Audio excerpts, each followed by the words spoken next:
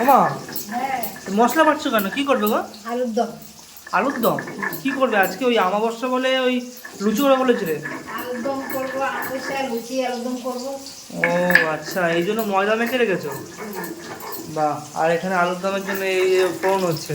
হ্যাঁ বাহ, আলু সেদ্ধ হয়ে গেছে? হ্যাঁ। বাহ বাহ বাহ বাহ বাহ।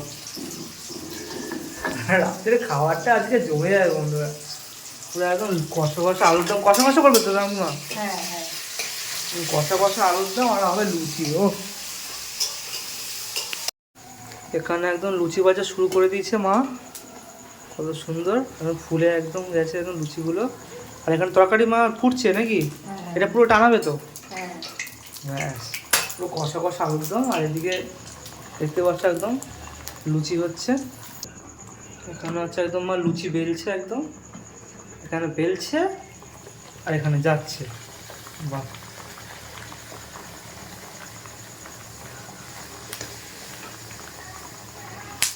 খিদে যা পেয়েছে এইসব দেখে যেন আর বেশি খিদে পাচ্ছে। লুচি তো না খাই, ওই লুচিটা দাও না, লুচিটা। মানে লুচি হয়ে পারেনি তার আগেই খাওয়া শুরু হয়ে যায়। বাবা কি গরম!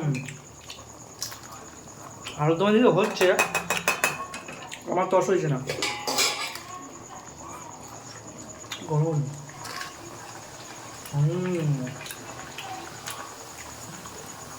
সেই হয়েছে।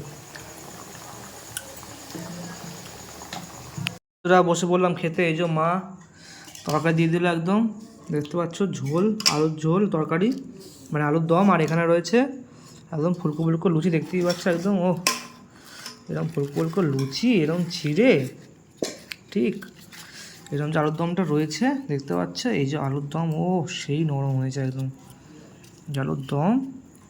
আর করে ঝোলের মধ্যে মাখিয়ে নিতে হয়, আর ঠিক এভাবে খেতে হয়।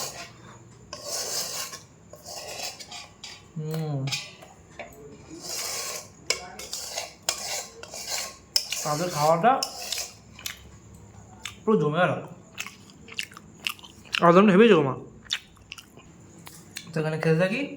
আর ভিডিওটা ভালো লাগলে একটু লাইক করে দিও, আর নতুন হলে একটু ফলো করে দিও। তো টাটা অ্যান্ড গুড নাইট।